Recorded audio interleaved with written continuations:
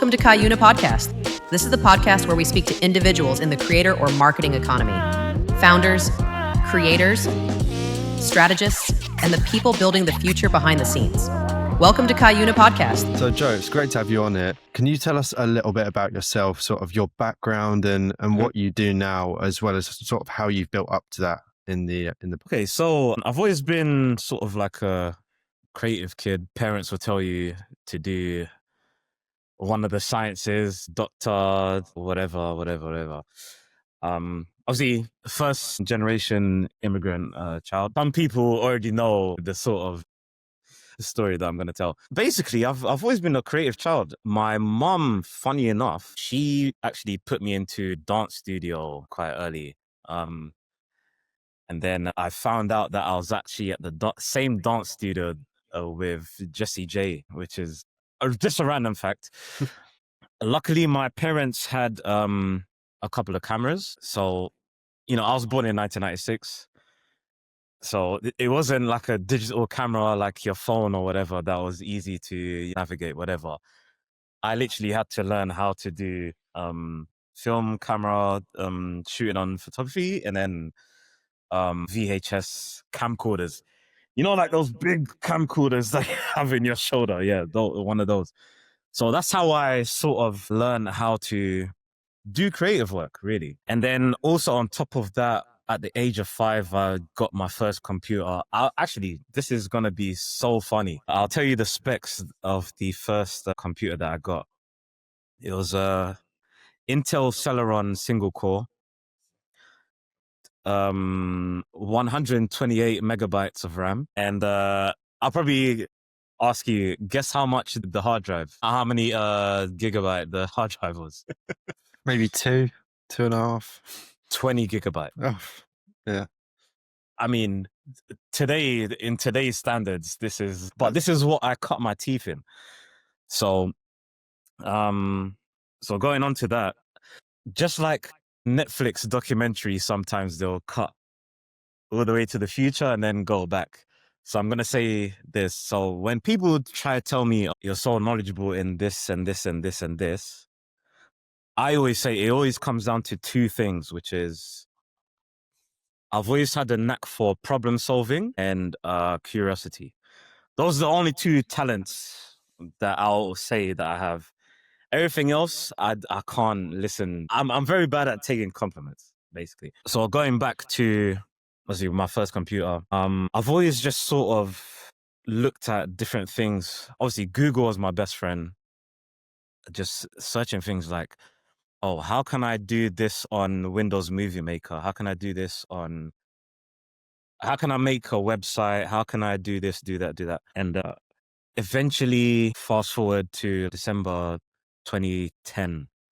That's when I've made my first YouTube channel, which was a gaming channel. Obviously, I was an avid gamer from early. That's actually another funny story because during my teenage years, my mom used to complain that I used to play a lot of games, but I remember Christmas 2002. I don't know if you're familiar with Beyblade. I don't think so, no. What is It was another anime back in the day. I only wanted Beyblades for Christmas. But then under the tree, I saw PlayStation 2 and like 5 games. It was my mom's idea.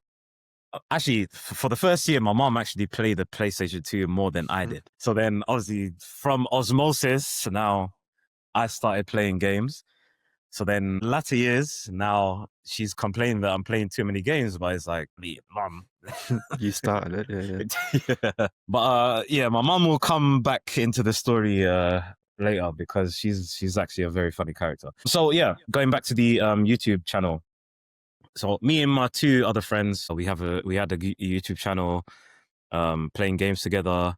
We're doing a lot of PC gaming because at the time I didn't have a capture card. Neither did I have a console that I could play online anyways. So it was all on PC gaming.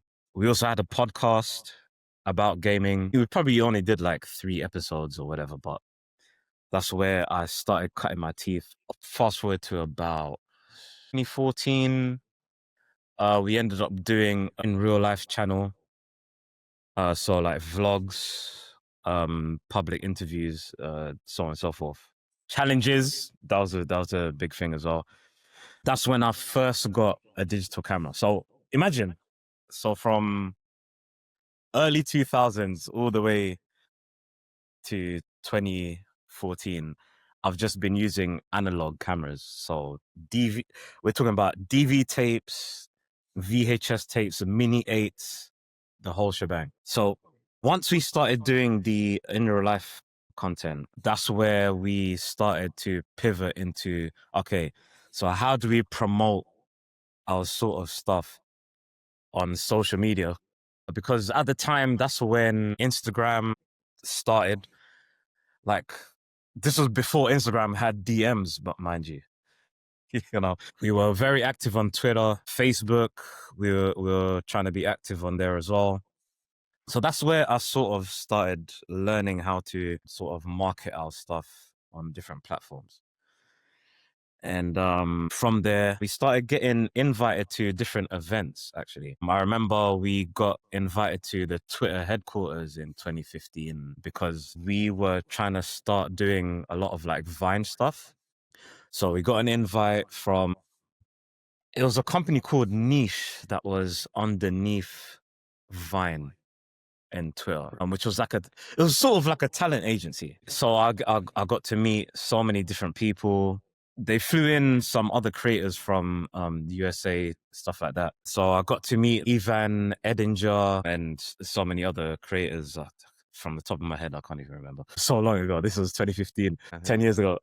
So from there, we've now seen the potential of content creation in the grand scheme of things, because we're still doing it for free, even though we did get accepted to the YouTube partnership program from Early. How many followers did you have at this stage? Were you large or? At that time, so our gaming channel had about just under 4,000 subscribers. And our vlog channel had about 2,000-ish. Okay. Yeah. And we had YouTube partnership on both.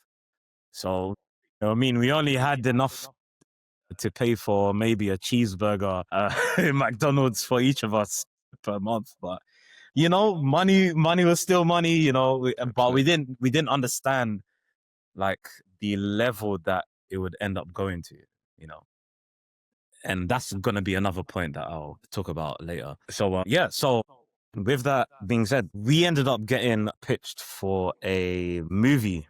So just like a little cameo with me, Charlie, and David. Actually, it's still on Amazon Prime now. It's called Devoid, Devoid.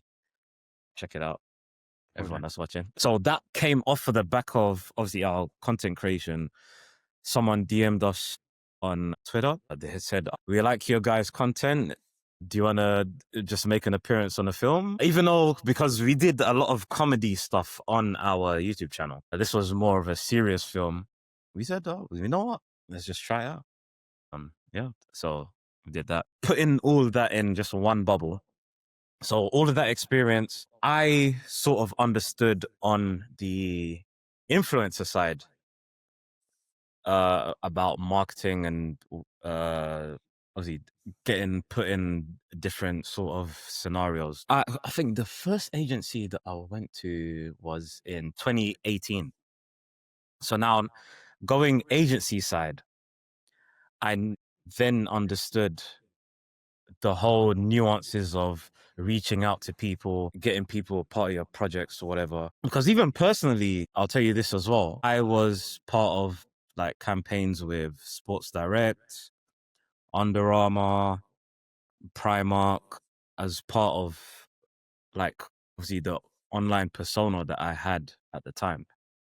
So I understood the pitching process and obviously like doing guidelines and so on and so forth. So now once I go agency side, that's when I started to learn now like a lot of like A/B testing, content creation that actually makes money for clients, which that is a very important thing. Yeah.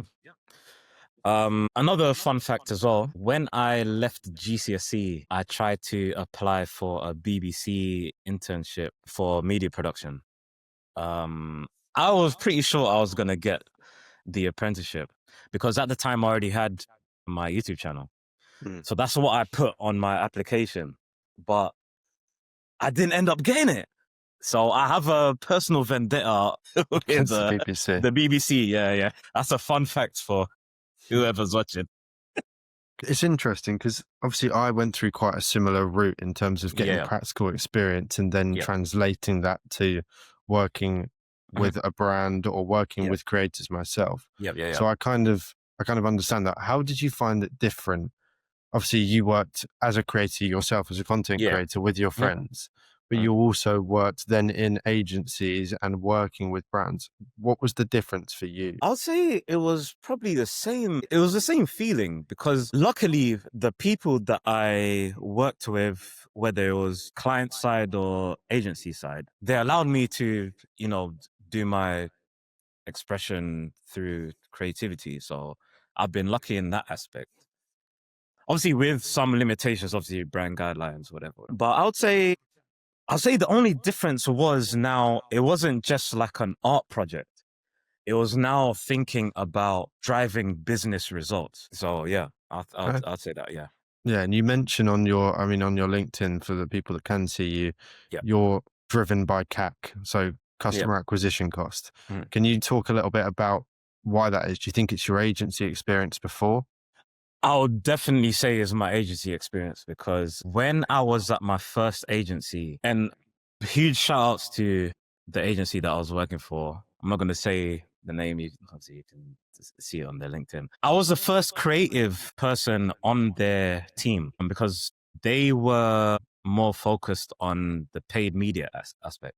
So media buying, I was like mainly Facebook ads, so on and so forth. And one thing that I really thank them for is that I was able to work very closely with the media buyers so we can see the statistics of the creatives that I was providing them. So seeing, say, for instance, how many people drop off in the first 3 seconds, click-through rates, not just the click-through rates on the actual video, because sometimes the reporting on Facebook can be kind of dodgy. If you just click the pause button, then it'll come up as a click. But click-through rates to the outbound, whether it's the website or a shop or whatever. So learning all of that actually helped me do better creative when it comes to business. So for instance, if I now have to advertise a coffee mug, if I'm doing a video,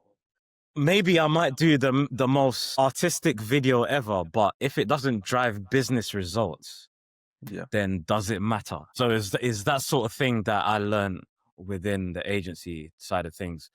So when I then went to client side, because I had that knowledge, I was able to, perform better. Because obviously when you're doing agency side, you have experience with more than one client. So you have so many data points in your head. Yeah. So, yeah. So yeah, I know as well, you mentioned just before when we were catching up before this, that you were doing global product launches at certain stages. Can you walk some of the viewers through what that was like?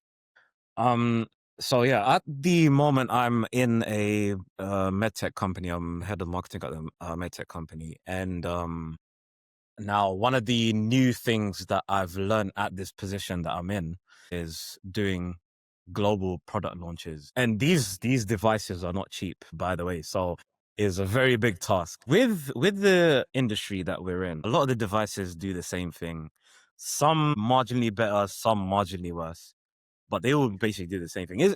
It's probably the same with a lot of industries as well. I mean, you could probably say the same thing with vehicles, for example. A lot of it is thinking outside the box. So how can you take your product and then sort of think of a different way to market that product? So everyone would advertise using features, right?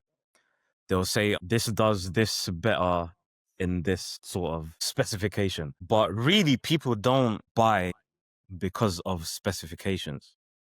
They buy because of emotion. Yeah, it's like literally it's all about positioning. So I'll give you an example. So what I've done recently is, I'll say recently, but the past 2 years within this company is I've made an effort to visit a lot of our existing customers and doing testimonial videos, because ultimately, especially even in B2B, it doesn't matter whether it's B2B or B2C or D2C. People buy from people. And that goes back to the other point. People don't care about specifications most of the time. So I'll give another example now. A lot of the constraints that we have in our industry is people's budgets and the return on investment on the devices that we sell. So I made it a very clear guideline when I go to these customers and we film with them and we do testimony videos and, do content with them. They specifically mention things like the return on investment that they had after buying the device, the ease of use, the customer experience with the company, and so on and so forth. You get the gist, yeah. Yeah, it's all about catering to their questions and their objections, and then, Yeah, and I mean, it's problem solving, isn't it? It's to a human level, some degree of marketing, because marketing, like you say, it's emotion based. It's not. It's not necessarily this needs to look really, really, really pretty. It's people need to feel a certain way, and how do we get to that step? It's by working backwards from the emotions and what causes that emotion. Yeah, basically reverse engineering. Yeah, reverse engineering. When you hit, especially this is very important for marketers to understand as well. You need to understand your customer inside out. So then you can reverse engineer going forward, whether it's the content that you do, the changes maybe on the website that you do, basically everything, the whole shebang. So, yeah. So going back to when I was doing a lot of free projects for people, a lot of people that I worked with were creators. So I'll give you an example. Have you ever seen the train dates skits? I think I have. No, I don't think I have. Yeah, so big shout out to Elvin Mensa. I did his first few skits, not the train dates, but he had a couple ideas for comedy. Obviously, it helped him start off his I wouldn't even say Instagram career, but like sort of like his content creation journey. And then obviously he took the reins and he went sky high afterwards. Another one, Abraham Bunga, did a couple of his first videos as well. I mean, the list goes on. I've helped a lot of people, but these people they were friends of mine before everything. Yeah. So obviously helping them try to get their foot in the door. And then once they flourished, they went on and did their own things. And, I'm proud of them. Absolutely. So it's interesting you work with creators like on a personal level when you were earlier in your career. Have you, in the current company you're in or in any of the agencies you've been in previously, have you worked with creators in a brand advocate partnership? Yes. Current, we've worked with an influencer called Alex Gray. I mean, a lot of the training videos and sort of the customer facing stuff. She's a presenter by trade. So she's done a lot of the videos for the training sort of thing with our devices. I'm trying to think other examples. Not necessarily, but I will say I have had a lot of experience, obviously, like casting for talent using like Star Now or Mandy, so on and so forth. So, yeah. But that's the thing. I mean, it's such a big market, maybe not so much in the medtech space, but I'm sure there are medtech influencers or creators. No, I would say, actually, sorry to interrupt you. I would say with the competitors in our space, I think probably because we haven't really focused on that, because there is actually a very good upside to doing that.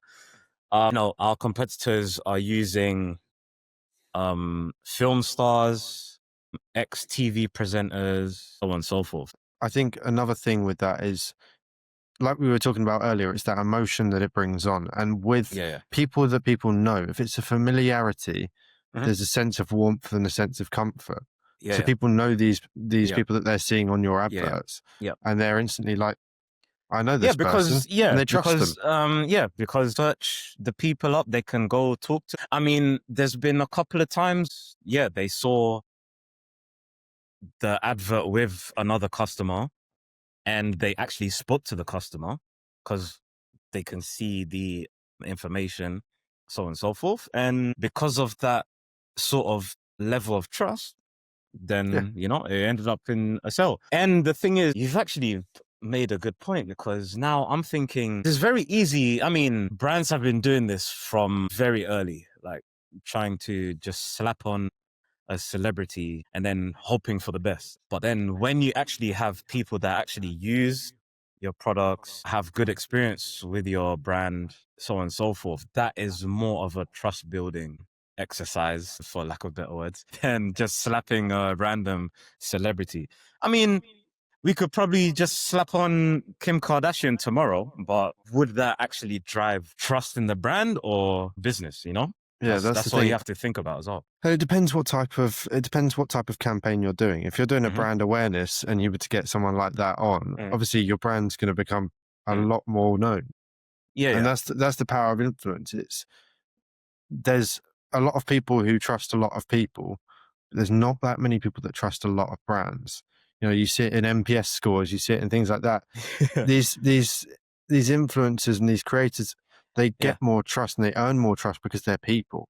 And if you can make a brand feel like a person and you feel like you're buying from that person, I think that's really where anyone that's listening needs to kind of look at their marketing. They need to try and make it so that they feel like they're buying from a person.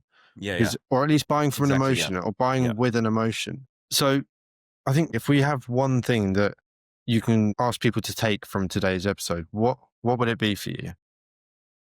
I'll probably say problem solving and curiosity. Now, I'll break it down. If you're going to stick with one method of marketing or creativity for the rest of your life, I mean, you can't even call that creativity if you're just sticking to the same thing, right? Problem solving and curiosity. Now, say for instance, could you tell me the top companies that used to dominate Yellow Pages? I couldn't off the top of my head, truthfully. No one would, because if they stayed with the same model, I mean, and this goes into further business as well. Adapt, or adaptation. If you stick with the same methods that you've always done, eventually you're not going to survive, are you? When it comes to curiosity, so looking at the next few trends, if you're on Google Ads today, tomorrow you look at social media marketing. If social media marketing is dwindling away, say for instance, you look at, the next trend, voice search or AI optimization, so on and so forth. That would help you stay above the curve. And that's either business-wise or career-wise too. I'll give you a story. This is what I was going to tell you. So this is one thing. So we were trying to hire a copywriter for blog writing at our company. And that was the same month that ChatGPT went public. One of our co-workers introduced it to us the same week we were trying to hire this person. And so we tested it out for a couple of blogs. And we thought, you know what? This person just lost their job. Something just switched now. We just changed to another dimension. Yeah, so it's just literally little things like this where you have to always look at what is happening in the future, because just like that person lost their job offer because of a new technology, it's the same thing. You could lose business just like that. Definitely. So, yeah. Going back to curiosity, listen, beforehand, I could not care less about trying to do AI content, all of this stuff. But the more that I was curious about, I wouldn't say, like we mentioned earlier, I don't care about image creation and video creation, but in terms of written word, the more that I experimented with prompts, obviously learning all about prompt engineering, listen, prompt engineering didn't exist before 2023. If you take a time machine and you go back to like 2019 and you ask someone, oh, what's prompt engineering? They'll be like, what the hell are you talking about? You know, but because things move so fast, just being curious and just trying to see what's ahead. Yeah. That will save you your future, you know? Yeah. 100%. 100%. Well, Joe, thank you for coming on. It's been really great, and thank you for it's been having great me. to learn from your. Sorry your for stories. waffling, because listen, like as a creative person, as a marketer, I just go so much going from on one end to one end to one end to one end. So even after this, I'm probably gonna have to fight some fires as well. So